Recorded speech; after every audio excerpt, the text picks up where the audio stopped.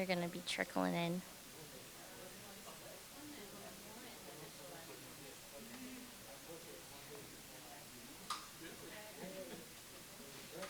All right, everybody. We're going to be beginning with our next presenter. It's one of my friends, Rod, also one of Brian's friends. The title of his presentation is Best Afghan Girls, Empowering Girls with the 21st Century Skills. And he is the presenter of that packet that I have provided everyone. And if you are missing a packet, we have them on the table outside. Thank you. All right, what can I get you?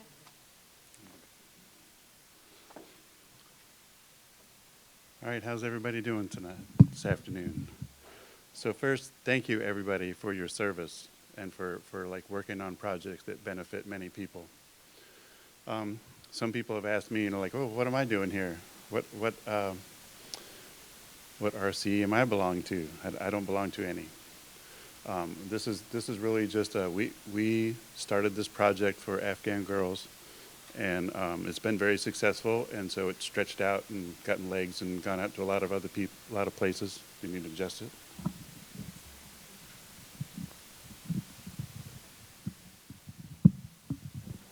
All right, cool. And so it's got around to enough places that people wanted to know what we're doing. And it's you can imagine what it's like to teach girls in Afghanistan 21st century skills. It's not really supported by very many people. So a real goal is to teach 50 girls a year until whatever time they allow girls to pursue careers in technology or go to college for technologies or choose what they want to do or just even finish high school. So I wanted to give you a little sense of what it's like for them. And so I was listening to Zelensky's speech last night to like try to inspire me, and because he's got such a good command of his audience and like really expresses how things are. And so the first thing I wanted you to know is like when we first met the Afghan girls, we basically just got on Zoom and they gave us a list of girls and they connected us, and then we just got on and they wouldn't really talk. Matter of fact, it took 4 weeks to get them to feel like talking. So one of the things we learned, so we were at the end of our 4 weeks, and I asked the girls, and I was like, so, are you going to have a nice weekend? Like, please have a nice weekend. And one of the girls said very quietly, my weekend's going to be horrible. So it took me a minute. I took a moment to just listen and be like, all right, let me think about this and make sure I heard this correctly. So I asked them again, they said the same thing again. And so this generated a big conversation between all of the Afghan girls about their hope and about their future and about what things are like. And so the description they gave me was that hope is like the light at the end of a very long pipe, but it's so far away we can't see it. So they're like, before we weren't really recognized or appreciated in our community, and then even when we weren't appreciated, then all of a sudden we're told we can't go to high school, we're not allowed to learn. We're not allowed to pursue careers of our choice. We're not allowed to walk around anywhere without a male member of our family. We're not allowed to go anywhere without our head covered. Can't drive a car, like all these things. And so they're not feeling very valuable. And so I immediately started to tell them, it's like, and I started on the very first time I met them, and just told them they're valuable. Told them that in this class, you're going to be respected, your opinions are going to be respected, your voice is going to be respected, like in everything that you do. And so they've responded very well to this. And so they've come all the way from that point in life to being, we're Afghan strong, and we're the future of Afghanistan, is what you would, if you asked them today, that's what they would tell you. So the biggest problem we discovered with the girls is they didn't have computers. Internet is not reliable, electricity is not reliable, many issues related to this. And so what can we do about that?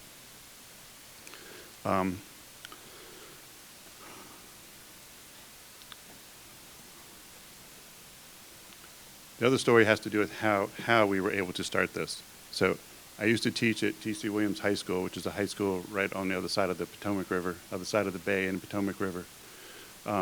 Inner city school with 63 languages spoken, kids from all over the world in many different countries. I've learned to say, Tu me amar prios, you're my favorite student in Bengali, or Rade Vishe, get to work in Bosnian.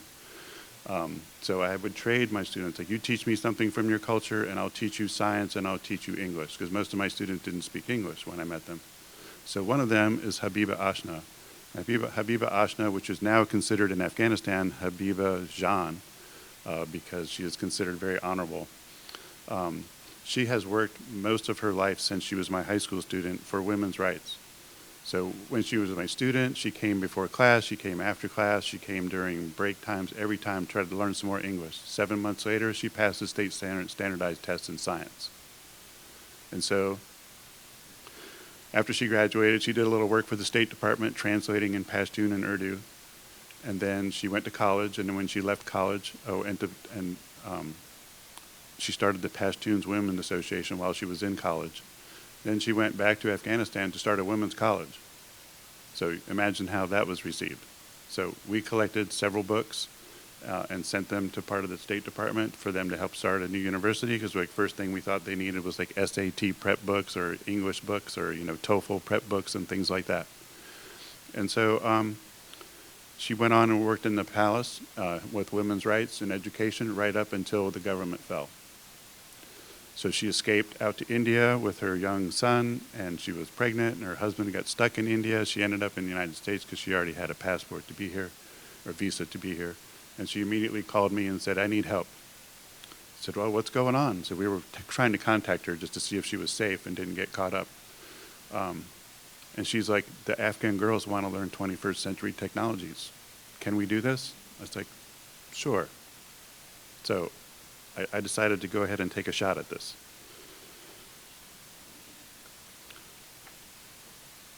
So the main point is the reason we came up with the idea the way we did is kind of organic. So I didn't know anything about the Sustainable Development Goals when we started this.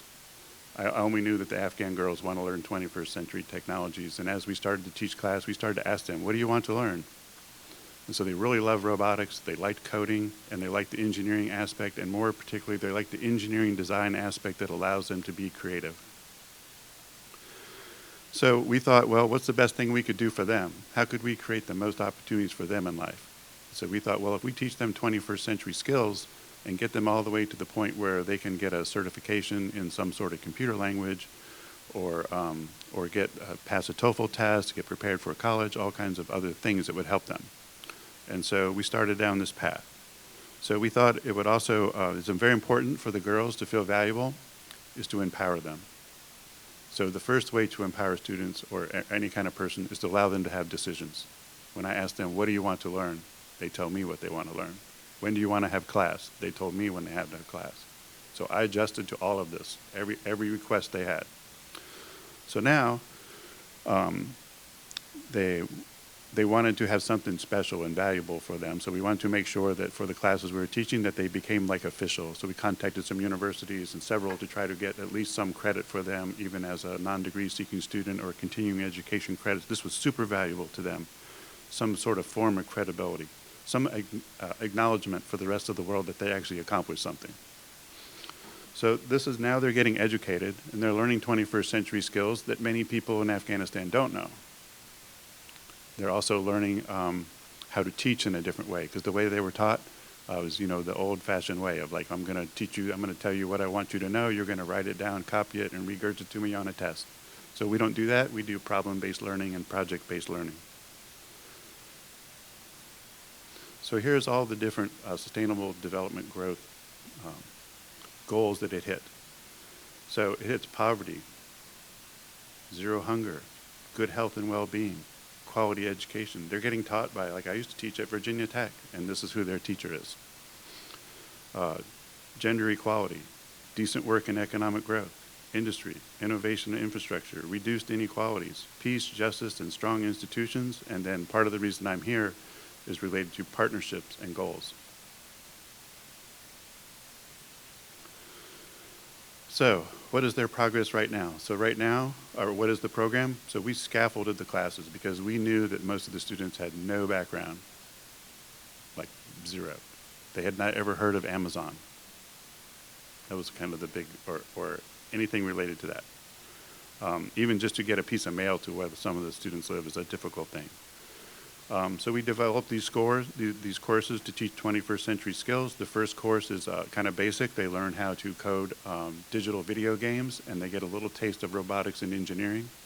They learned about things like they didn't know existed, like the Da Vinci surgery equipment.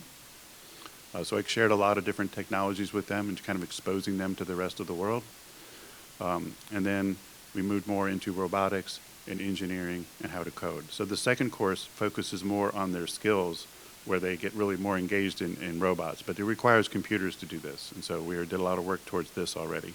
And then the third course is to take whatever they've learned in the robotics and engineering, and we go through a thing called Coder Z that will take them all the way to the point where they're coding in Python. And you might think, how in the world are these girls going to do this kind of stuff? Well, they're already doing it. So the other situation is the girls are poor. They're not sort of poor.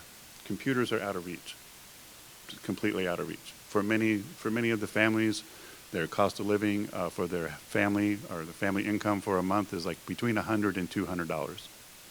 So when they have to get the internet, and the internet is $15 a month, it's 15% of your budget. This is like, the family doesn't appreciate this. The families are poor. They're trying to find food. Many of the fathers have lost their jobs or had their salary cut in half, and then 3 months later had their salary cut in half again if they had any kind of government job. So everybody is pretty poor.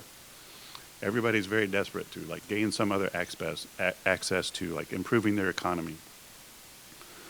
So they can't get passports. They don't give passports to girls right now. So like we have a few that have passports already. If you want to get a passport now, you're going to have to bribe somebody. So and then universities like require English proficiency tests. Like we can get girls off to Ireland to go to college right now, but they have to pass a TOEFL test. And so we're working on that also. So we integrated literacy into all the things we're using. So you get an idea of like where they're at. Every aspect of teaching 21st century skills for them is difficult. Everything is a workaround. They don't have computers. We do it all through phones and apps on the phones and these kinds of things.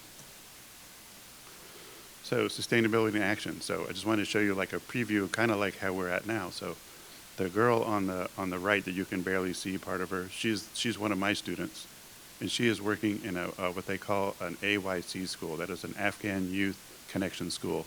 I don't know who funds them, but they're the kids that can't afford school. Like you go to school at private school in Afghanistan, or you don't go to school. And so somebody has created these other schools, and I discovered that here's my student teaching the poorest students in Afghanistan. So that was very enlightening. So how do we do this? We met on Zoom. We communicate through WhatsApp. We communicate on WhatsApp all the time. Even like Rachel, my wife, is here. She will know that the WhatsApp is like busy all the time because the girls always have help or need for something. They've kind of like been adopted. So we build the coding concepts while using like simple games like heads or tails. In Afghanistan, that's she or kat, rock, paper, scissors, things like that. So that increased coding literacy like continues to grow as they eventually start to make actual digital video games, which are quite fun and entertaining. And then we added robotics through Coder Z. So Coder Z is another program that will allow you to program a virtual robot. So because we can't get robots into them, like nobody will let robots in across the border. They have too many other uses for them. And so, so it's the next best thing. So they've tested it out. They've used it a little bit. They've liked it. And so we've actually started the first Afghan women's girls cyber robotics team. They're just getting ready to start. So, so besides the Coder Z, American University of Afghanistan offered a Girls Can Code boot camp. And so I contacted them. I got all the girls' names off to them and got them all enrolled so they could go to this coding camp. In our classes, they're all required to write all their stuff in English. So they have to write long reports explaining all the stuff that they learned and the coding. And at the very end, they have to supply an actual digital video game with the code that goes with it that works. It must work. So, and they love these challenges. They're kind of like, give me more. So the first aha moments, the first things were kind of negative. None of the girls knew each other. That was a big surprise to us. They had not had any friends or anybody. Some of the girls, I'm probably the first male they spoke to outside of their family. It's just kind of strange, right?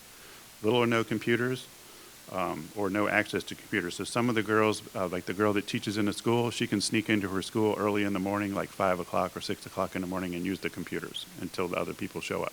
So that's what she was doing, teaching the young Afghan girls coding. The internet and electricity is not reliable. So many times right in the middle of our class, like a third of the students don't have access to the internet. So we started opening up another section of time in the day to like meet with them and try to cover up some of those things they missed. Little or no family support for 50% of them. Sometimes there's one member in the family that is like, it's okay, you can do this. And like the uncle will say, come on, you have to let her go to this class and do this stuff. But like most of the families are not that supportive of it, at least not yet. So part of our plan was to make it supportive. Many spoke some level of English. All of them have some level of English, but some are actually quite proficient. All had smartphones. All have good grade level math skills. So that was very interesting that we discovered right away that they're very comfortable like the XY coordinate system and geometry, and they knew some pretty decent chemistry. There was a lot of stuff that they knew in like math and science that was pretty good. And they're all quick learners, super quick. So for the best Afghan girls boot camp for coding, they were required to have a computer. They didn't tell them that. If you look at the advertisement, there was nothing in there about having a computer. And so this was kind of a big freak out. So they got into the first class and they're in there like 2 hours a day for 3 days, and they're like sending me all these notes on WhatsApp that they won't let us turn in our assignments because we don't have computers. So they had all of their assignments on some sort of Android platform that required a computer. So I was like, all right, well, let's see what we can do. So we went looking around and we found some Java phone apps where you have a workstation or work platform right on your phone, and that you can do your Java work, and then you can take a screenshot of it and send it in. So then I sent a note off to the person running the program at AAUF and said like, hey, is there something else we can do for these girls? Would this be okay? And they said okay, and so then the girls were able to turn their assignments in. This was a big boost, right? Because if they were not allowed to do that, they would be devastated. If they said, oh, you can't turn your assignments in, like they just heard enough of that I can't stuff in life.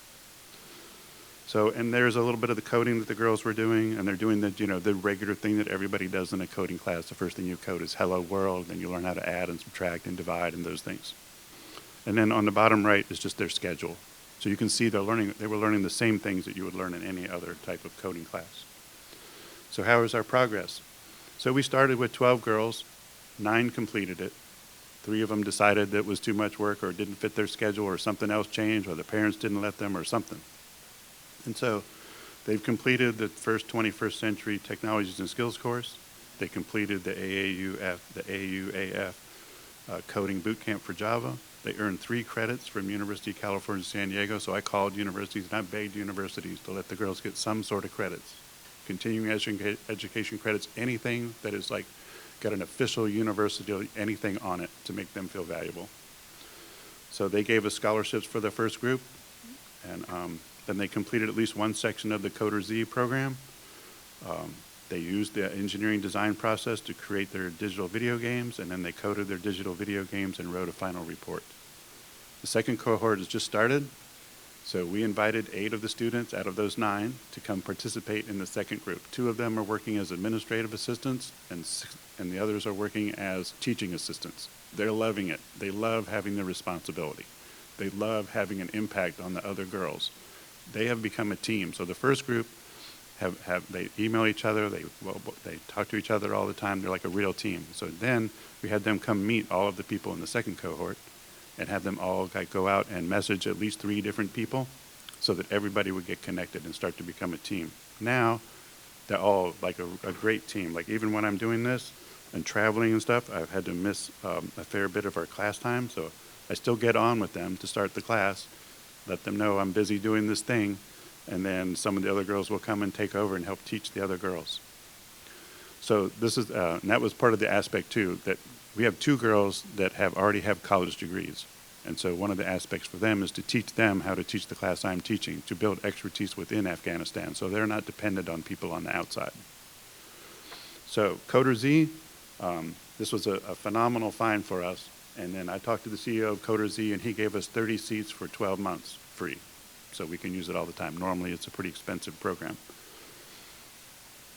So all of our stuff so far is based on volunteers, finding whatever we can find, asking for help. So What are the results?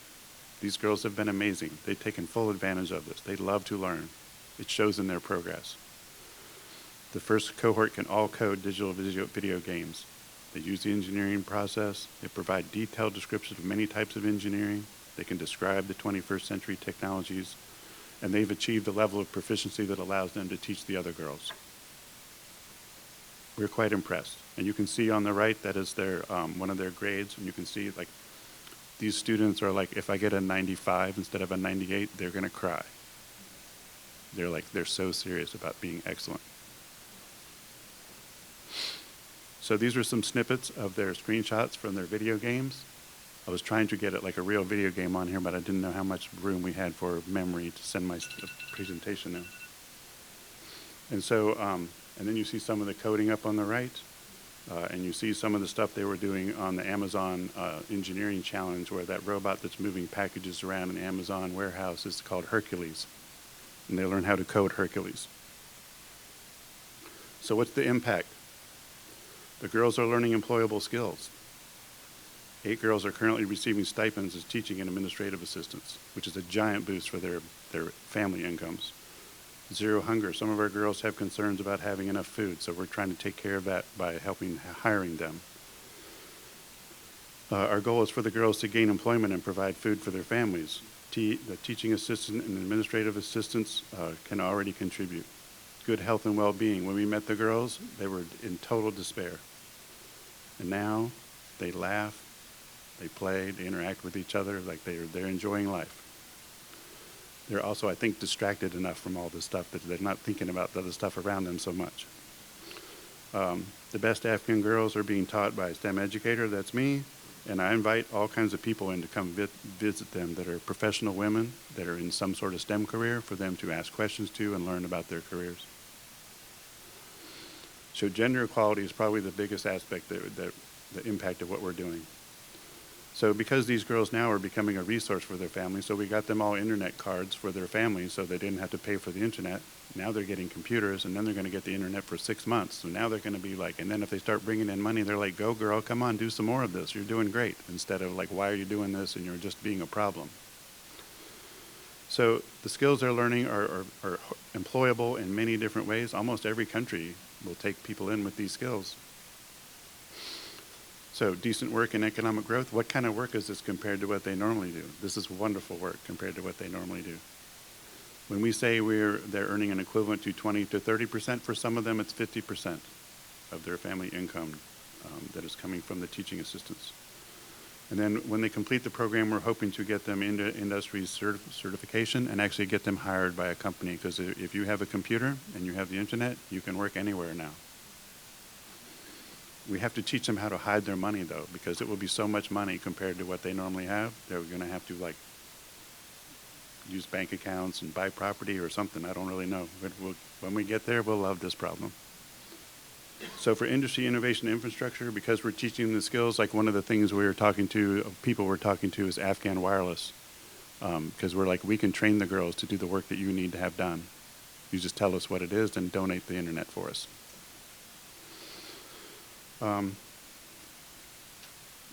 So reduced inequalities, as you can see already, just making the girls feel valuable, having them contribute, all these things help reduce the inequalities. And then also having them have a skill set that other people don't have makes them valuable. And then peace, justice, and strong institutions. Basically, when women are the contributors at home, society, economy, institutions become stronger and better served. So we should continue this. Partnership goals, that's why we're here. We have grown many partnerships with many people, but so far we're all basically just hanging on a shoestring. What's the hope? So you can see my picture up there now. This was a big surprise the other day. We're teaching class on Zoom, and one of the girls was teaching in the AYC school. And she goes, oh, I just put you up on the screen so all the students can see. So we're hoping the model can be used in other countries, because we figure if we can do this in Afghanistan, you can do this anywhere. Anywhere where people are oppressed, cultures not being respected, many things marginalized, simply poor. So where are we going next? So I've already been talking to several of the Indian nation chiefs for the Sioux Indians, the Navajo and Indians, several of the Indian tribes up in Canada and Alaska, and they're really concerned about their youth. And so we thought, we can probably do this with them. So we're meeting, and we're trying to coordinate for next summer. The easy way for them, though, is I can actually send them robots. I don't have to, or if I want to send them a computer, I can just send them one. Like, I can't do that in Afghanistan. So what's the hope for the best Afghan girls? They want to be equal contributors in their culture. They want to have the right to learn so they can improve economy, education, and ability to be innovative. They believe Afghanistan will only be successful by accessing the intellect and skills of its citizens. This is what they say. We are the future of Afghanistan. And our Liberty Coalition, what we say is we're building the future of Afghanistan with Afghan women. And then these are all the people that are helping and supporting us.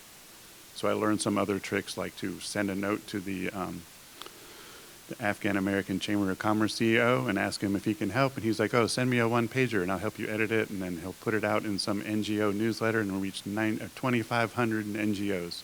And so one of them called us back, Canadian Women for Women in Afghanistan, and said, hey, we can get you computers. So now 9 of the girls are going to get computers next week. 18 more are going to get them a couple weeks later. So University of California, San Diego was very kind to give a scholarship for the first 10 students, and now we're trying to figure out what to do next because we don't have funds to pay for their tuition and stuff, but they need it. So Ed for Tech is a company I do a lot of work for. They give us free access to all their curriculum. Ed for Tech and Alliance is a nonprofit. They also help with some of the expertise and connections. And then R2B2 STEM, that is just me. What is happening now, right now, literally, while we're talking, the Afghan girls are registering to be on the all-girls International Cyber Robotics team in the Coder Z League.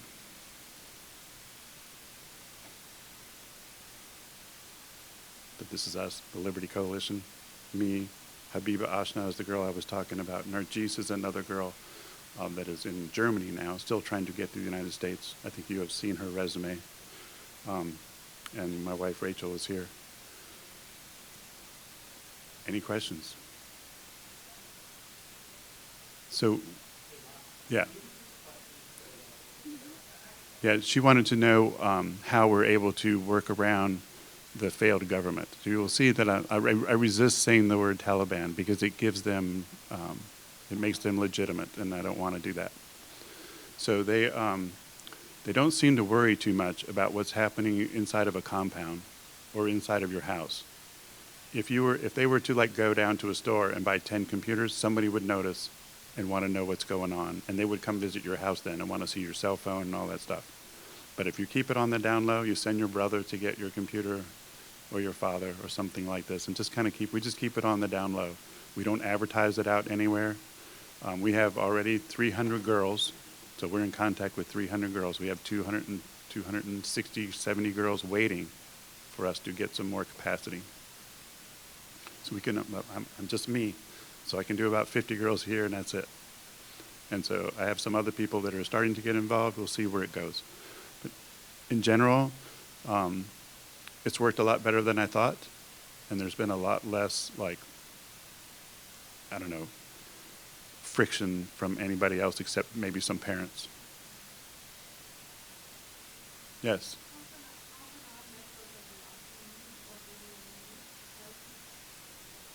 Well, we need a university to let us have these 9 credits for the students. I really need another person to help me, somebody else who has a similar skill set that can teach 21st century skills, and they have to be nice. Because I've told them one time when I was teaching at T.C. Williams, I did not let any teacher come and say negative stuff to my students. And a teacher came in and was fussing at a student for not doing their homework. I said, no, you need to stop. We don't say anything negative to the students here because they're very disadvantaged students. They don't need any negativity. And so she persisted, and so then they heard me raise my voice and said, out! And they never heard me raise my voice like that. And so it kind of freaked them all out. And afterwards, how come you kick the teacher out of your room? I said, look, we told you this is going to be a safe learning environment. I will defend this. And so that whole way of they said you would have to kick all of our teachers out. That was the Afghan girls' response.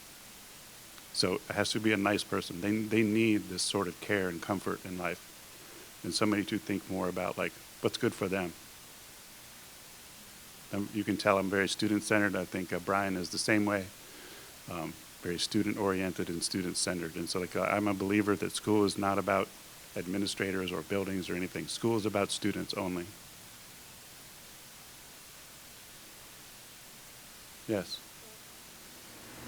Thank you for the presentation. I just was wondering, is there anything else that they are interested in learning apart from the coding and more computer-oriented skills? Have they shown interest for other, I don't know what it could be, but for other stuff they would be asking more questions specifically or not really? They really like the robots. They are so fascinated with the robots and how to control the robots. One of the girls wants to be a pilot. And I was like, well, that's not going to happen in Afghanistan. And so she has a passport. So we've already started to connect with an Afghan girl who is in the National Guard as a pilot in Canada. So that's the only things I know to do is try to make the connections and see if they can happen. There's one other girl that loves to write poems. So she's writing me a poem right now about our class. And just so you know, also, we collected stories from all the students. So like, we wrote a book before when I taught at T.C. Williams because my students were very poor and like only about 35% were graduating from high school. 99% of my students graduated. They've gone off. Some have got PhDs. Some of them have went off to get master's degrees. Out of 375 students, they've been very successful. So we wrote a book about them called Mighty Titans. We had them all write what was their life like before they were in my classroom, what happened in my classroom, and what happened to them after. So we're doing the same with the Afghan girls because we're fascinated by their stories. Yes, sir. What's your PhD in? My PhD is, I'm a Devonian paleoecologist. So I'm a geologist, paleontologist. And you're also a high school dropout. And I'm a high school dropout. I love to learn, and school didn't seem to want to teach me. And actually, the school that I dropped out of was the school that I went back and taught at, where I met Habiba Jan. Life is strange. Uh-huh.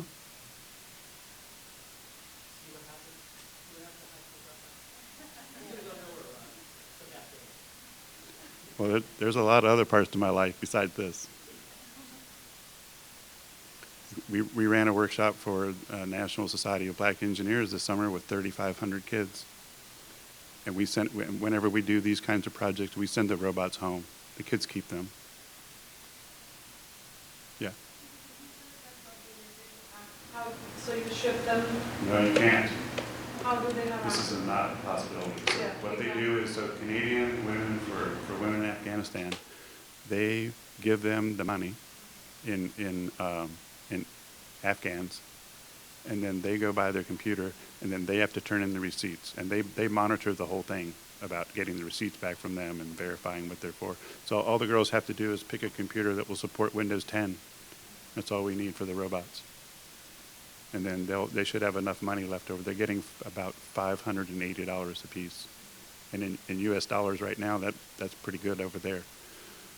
So that should be able to get them the internet for 6 months or 1 year. 6 months or a year, and a pretty decent computer. Anything else? Anyways, there's a handout here with a pretty detailed description of our project. Yes? Wanted to get in touch to follow up regarding how our departments or institutions could help out. Is this the best way, or is there a better way? Yeah, on the handout on the back sheet is my contact info. It's got my phone, email, all that. Happy to help. Brian and I are going to talk more because a lot of things they're doing with Ukraine to help the kids with the education are things I know how to do. So like, let's partner up and get these things done. I just wanted to follow up on your question.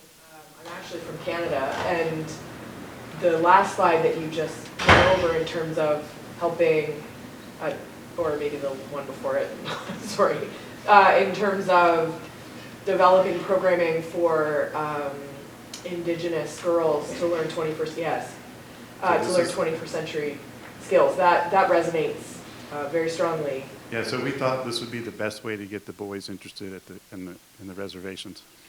So we don't want to go through the public schools to do this because we also want to sustain their culture. And so the main idea for this is to set this up with the girls, and then the guys will be like, what are you learning?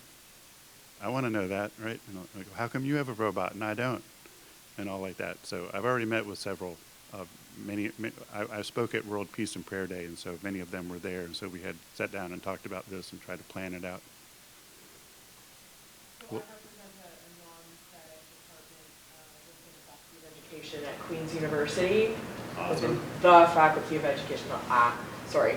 Want to help? Yes. So, and this is something that definitely aligns with our strategic plan. Excellent. So I will be in touch. Yeah, because when we talked to the University of California, San Diego in the beginning, like, I pointed all this out, that we're doing stuff that's not being supported by the government, and it's kind of like this, and they were like, I don't know how much you want to be involved, or if you want me to talk about that when I'm in a conference thing like this or whatever. And I never really got an answer, so I'm going to take the answer as, well, it's nice that you're doing this, but it's not like our thing that we really want to do. So I'm looking for someplace else.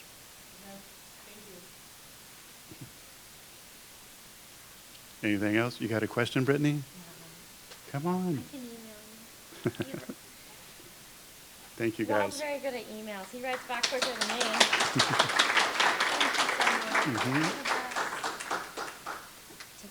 That's what they say all the time. And I tell them they're the best.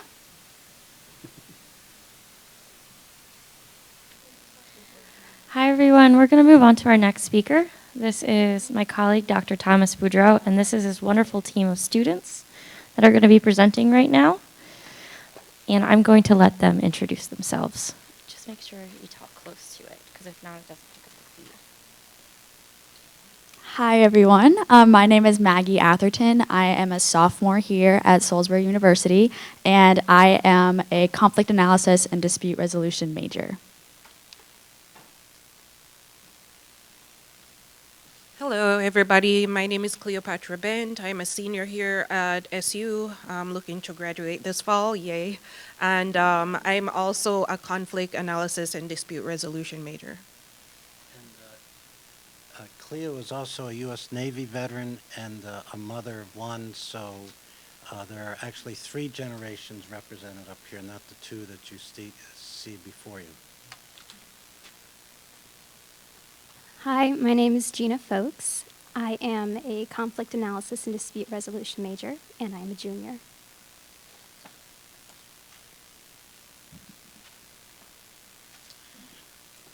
Hi, my name is Jake Goodman. I am a conflict analysis and dispute resolution master's second year grad student, so I'm also planning on graduating this fall. And some of you may remember me from the RCE youth presentation yesterday.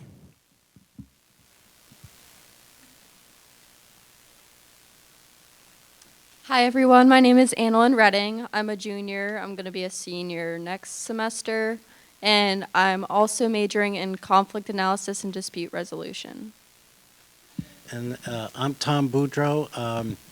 I'm the very privileged teacher of these individuals, and I'm wearing a hat because my barber went out of business during the pandemic. I cut my own hair, so as a public service, I wear a hat till I find a new barber.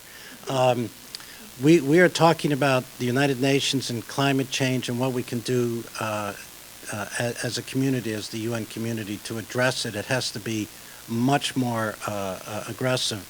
And so without further ado, we will begin in alphabetical order with Maggie.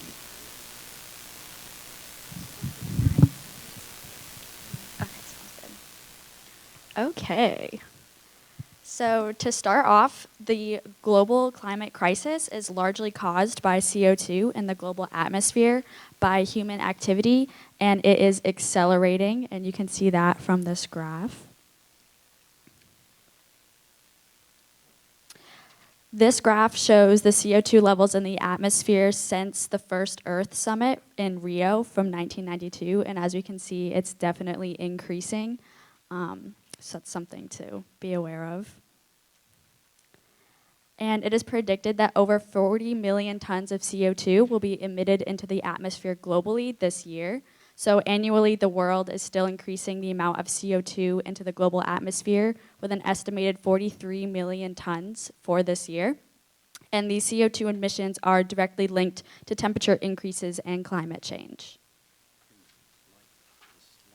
So there's the carbon we are currently putting, right now, this day, that's the amount of carbon that we're putting into the atmosphere, and it's increasing. It'll probably be about 40 billion tons by the end of the year. If this continues, we will not survive. Thank you. You're welcome. All right. Yet the Earth's atmosphere is very thin and fragile, like peach fuzz on a peach. So the atmosphere is that thin blue line as shown in this picture.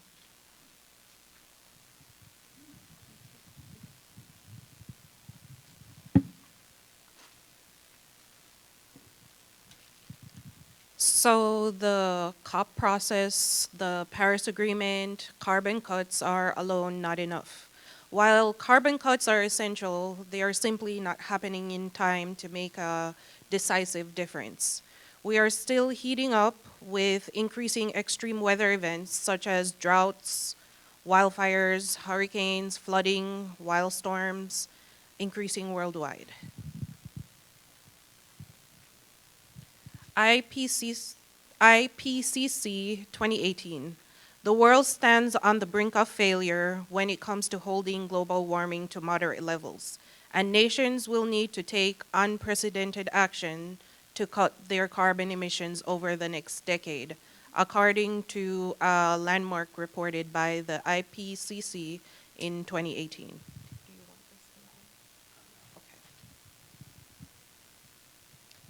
IPCC report, the Code Red warning.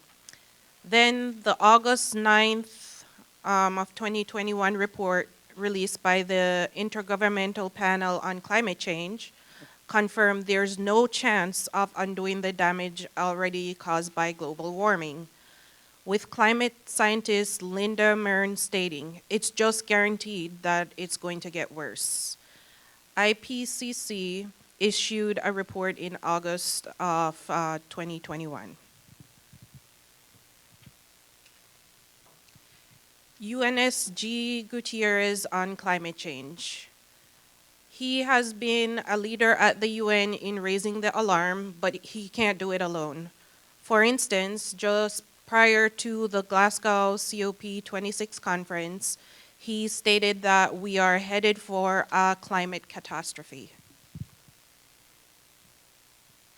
As USNG Gutierrez stated the day after the Glasgow COP conference in 2021, after all the hopes and hype surrounding the COP conference 26 in Glasgow faded, UN Secretary General Antonio Gutierrez then said the next day that the conference results were simply not enough and that the world now needs to go into emergency mode, adding that we are now in a fight for our lives.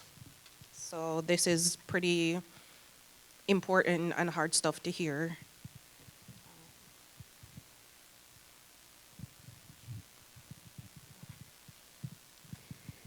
The COP process alone, going on soon after the Rio Earth Summit, or the ensuing diplomatic promissory notes by states to cut carbon use sometime in the future, simply aren't working in time.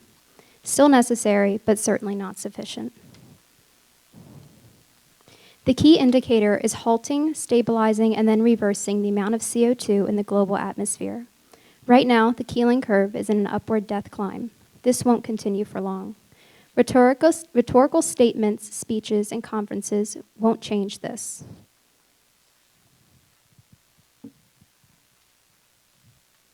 There is no documented historic precedent for the scale of changes required, the body found. So we are already well into the decisive decade.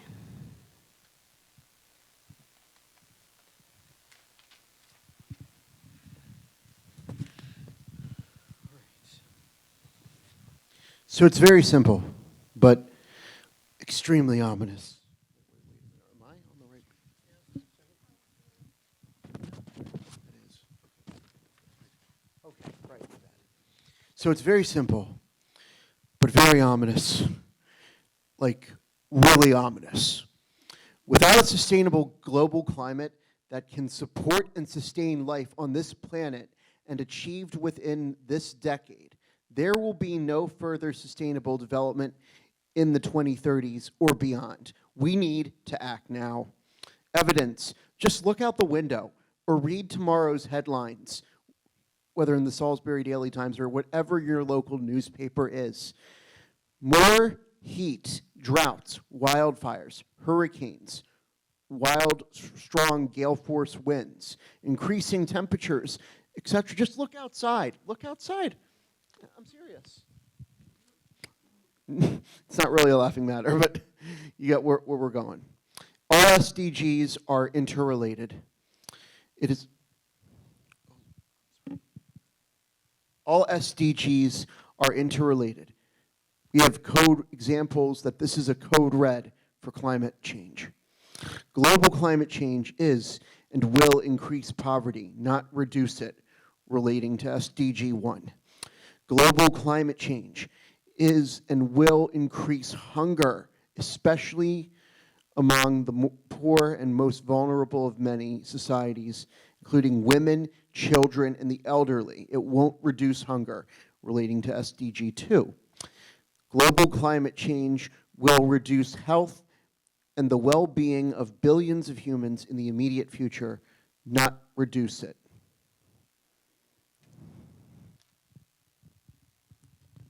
I mean, not increase it. Thank you.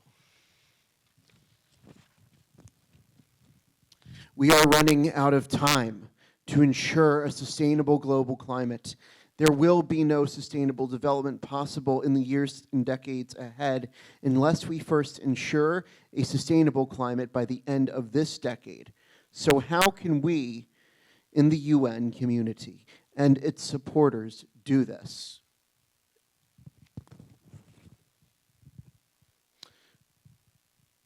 We are in the fight for our lives.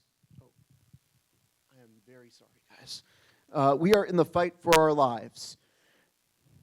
We need total mobilization of the UN system. SDG 13, the climate challenge. There could and should be a total mobilization of the entire UN system from headquarters in New York through all the specialized agencies across the world from top to bottom all the way down to the RCEs to address this decisive decade. We are in a climate change crisis during this decisive decade of the 2020s. So every aspect from the UN, from the RCs, all the way up to the headquarters of the Office of the Secretary General needs to act now. Every organ, agency, and RCE in the system must be fully engaged in this existential threat, including the United Nations Security Council, the United Nations General Assembly, UNESCO, ECOSOC, UNEP, UNITAR, and UN University.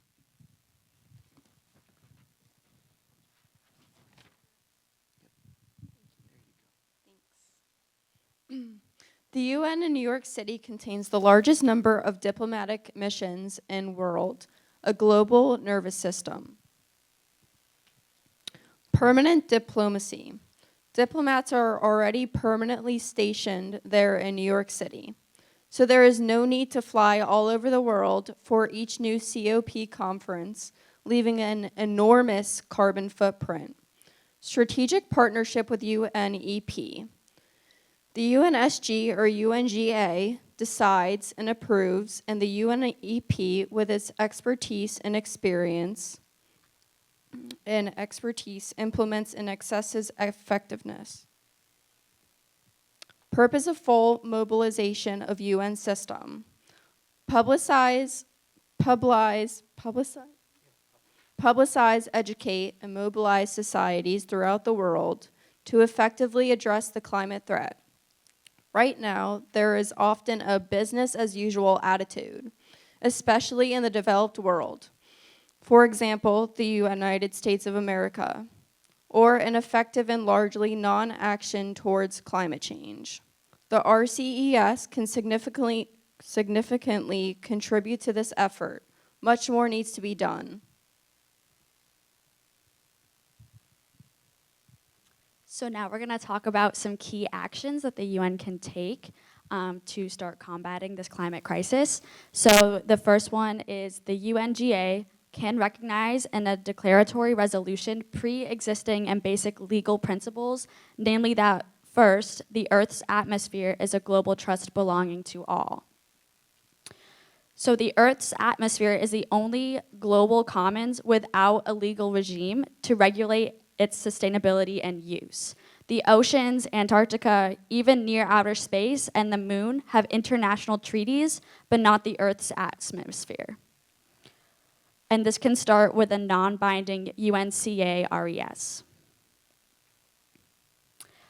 Quote, let the drafting of the UNGA RES calling for states to recognize in a fast-track treaty that the Earth's atmosphere is a global trust start at this conference, end quote, Jake Goodman.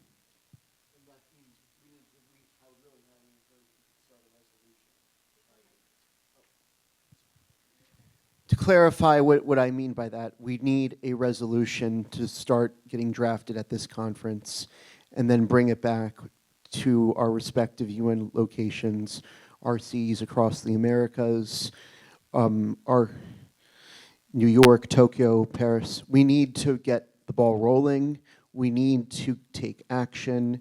And if it is possible to start a resolution here, we should start it here.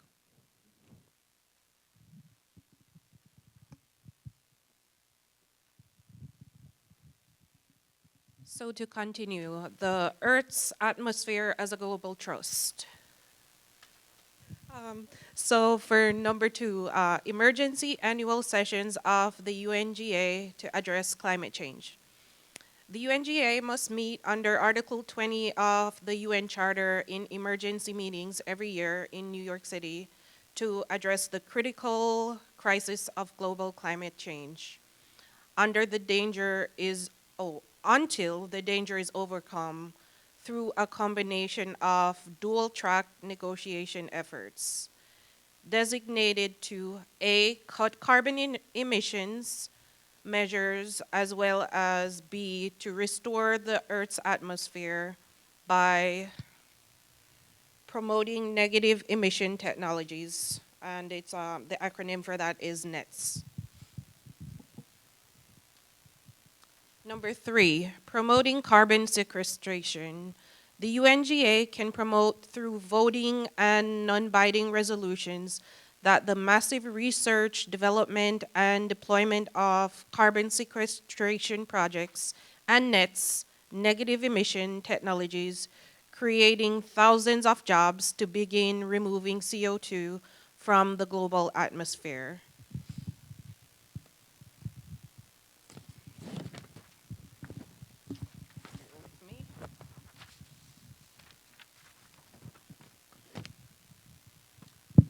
Regional organizations can significantly contribute to this effort as well.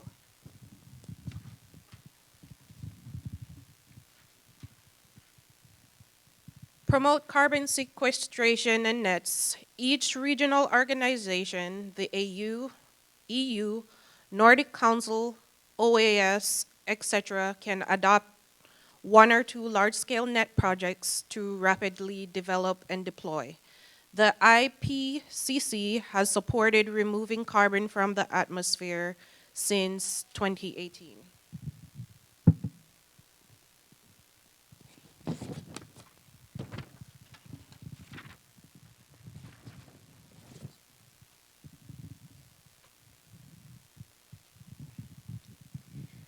One of the most promising nets is the single-step carbon sequestration and storage project developed and prototyped at the Carbon Management Institute at the University of California in Los Angeles.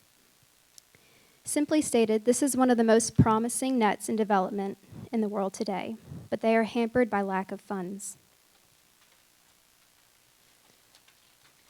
Similar to the UCLA project, 2 Oxford graduates have actually deployed a marine-based CO2 extraction pilot project in Hawaii. They hope to ramp their maritime-based capture process up to absorb gigatons of CO2. They are also hampered by lack of funds.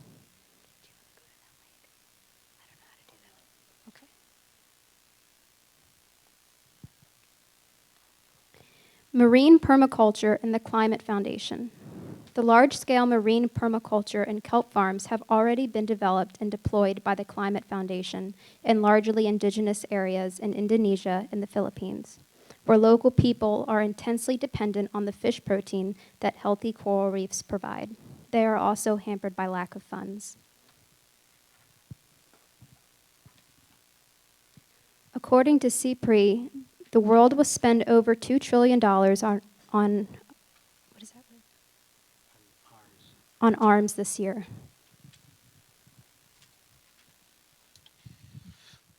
At some point, the UN Security Council must get involved. The matter of climate change is a matter of global security. The matter of climate change is a matter of global security. The terrible war in Ukraine obviously precludes this now, but for the future, the near and most closest future, and at all other times when we're not focusing on Ukraine, the United Nations Security Council alone in the UN system has the power and authority to make immediate binding decisions upon all member states to declare an Earth armistice in order that all member states address climate change effectively. The Earth armistice, three MAHB articles recently published by Stanford University outline a call for the United Nations Security Council, consistent with Articles 25 and 26 of the UN Charter, to pass a resolution that is legally binding on all member states to devote from 10 to 20% of their annual and projected defense budgets to the critical security issues restraining and then reversing climate change. PowerPoint, which we hope to send to all the RCs in the future. The Earth Armistice, the UN Charter. Such a resolution is also fully consistent with Article 34 in Chapter 6 of the Charter that permits the Security Council to investigate any dispute or any situation which might lead to international friction or give rise to a dispute, in order to determine whether the continuance of the dispute or situation is likely to endanger the maintenance of international peace and security. So the UN Charter gives the UNSC the authority to do this. The UNSC and climate change, the climate challenge. Global climate change is already causing migrations, water, or AG, shortages, and ensuing violent conflict throughout the world. See books, for example, The Tropic of Chaos or Climate Wars, What People Will Be Killed For in the 21st Century. So the UNSC can get involved in the future or simply sit on the sidelines. The Earth Armistice. Of course, the UNSC won't do this today, tomorrow, or next year, but global climate change is accelerating and will radically change today's political, social, and economic status quo. So, the Earth Armistice is perhaps possible in the future. The RCES can keep the hope and idea alive while the world still wars. So, in conclusion, the entire UN system, the UN main organs, the specialized agencies, and the globe-spanning RCEs must be fully mobilized in order to fully engage the coming storms of climate change. Help create a sustainable global climate, or soon there will be no more opportunity to realize the other SDGs. Again, this is the fight for our lives. Thank you. Thank you.